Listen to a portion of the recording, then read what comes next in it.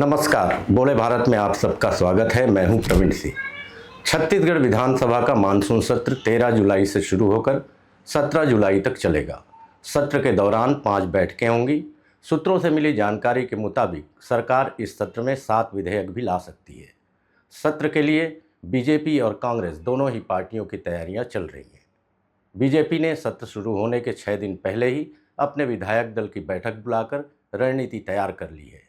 वहीं कांग्रेस ने भी संकेत दिए हैं कि सदन में सरकार को घेरने में कोई कसर नहीं छोड़ी जाएगी। छत्तीसगढ़ में मानसून सत्र शुरू होने के 6 दिन पहले ही बीजेपी ने अपने विधायक दल की बैठक बुला ली। इसमें कई अहम मुद्दों पर चर्चा हुई। इसी वजह से राजनीतिक सरगर्मियां भी तेज हो गई हैं। बताया जा रहा है कि बीजेपी की तरफ से कांग्रेस को काउंटर करने के लिए प्लान बना लिया गया है। इस बैठक में राजनीतिक, संगठनात्मक और मानसून सत्र को लेकर चर्चा हुई। बैठक में इस बात पर भी विचार विमर्श किया गया कि सरकार की मानसून सत्र को लेकर क्या तैयारी होगी। इसके अलावा बैठक में सभी विधायकों से अपने अपने क्षेत्र में अधिक सक्रिय रहने और सरकार की योजनाओं का लाभ अंतिम व्यक्ति तक पहुंचाने के लिए लगातार जनसंपर्क करने को कहा गया। साथ ही मानसून सत्र में विपक्ष द्वारा उठाए जाने वाले सवालों का जवाब देने पर भी रणनीति बनाई गई। जी, विधायक दल की जब भी बैठक होती है तो आदरणीय मुख्यमंत्री जी के अध्यक्षता में, हमारे संगठन के प्रदेश अध्यक्ष जी की उपस्थिति में,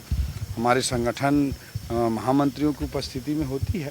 और उसी तरह की एक विधायक दल की बैठक आज नवा रायपुर के नए मुख्यमंत्री निवास में आदरणीय मुख्यमंत्री जी की अध्यक्षता में आयोजित की गई थी।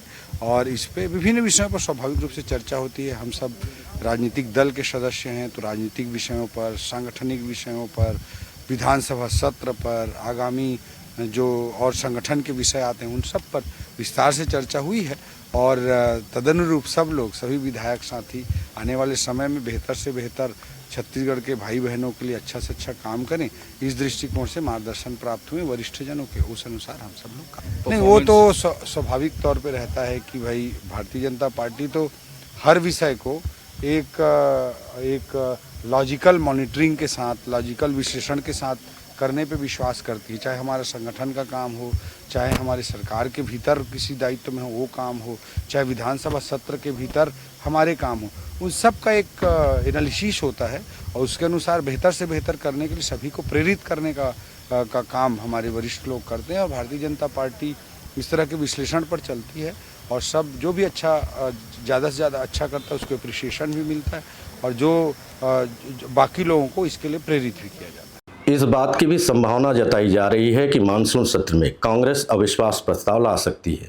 कांग्रेस इस बार सरकार को पूरे जोर से घेरने की कोशिश भी कर सकती है। रेत खनन और नकटी गांव में अतिक्रमण को लेकर हुई कार्रवाई जैसे मामलों को भी सदन के अंदर कांग्रेस जोर शोर से उठा सकती है। विधानसभा सत्र के दौरान कांग्रेस विधायक दल सरकार को उसके विभिन्न मुद्दों पर घेरने की तैयारी कर रही है। और सरकार चाहे नकटी का तोड़फोड़ का मामला हो या खाद्य बीज का मामला हो, कानून व्यवस्था का मामला हो, सरकार हर तरह से विफल साबित हुई है। निश्चित तौर पे हमारे नेता प्रतिपक्ष श्री चरणदास महंत जी के नेतृत्व में कांग्रेस विधायक दल आक्रामकता से सरकार को घेरेगी और सरकार को हम खटकरे में खड़ा करेंगे।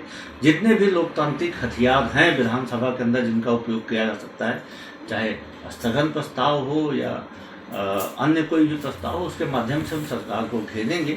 जहाँ तक अविश्वास प्रस्ताव का सवाल है, निश्चित तौर पे विधायक दल में यह निर्णय होगा कि सरकार को किस प्रकार से बैक फुट में लाना है, सरकार को जन कल्याणकारी कार्यों को लेकर घेरना है। सूत्रों के मुताबिक बीजेपी विधायक दल की बैठक में कांग्रेस के संभावित अविश्वास प्रस्ताव का सदन में मजबूती से मुकाबला करने पर भी चर्चा हुई। सभी विधायकों को निर्देशित किया गया कि वे जनता से जुड़े मुद्दे को सदन में प्रमुखता से उठाएं। कैमरामैन नरेश राव के साथ प्रवीण सिंह, बोले भारत, रायपुर।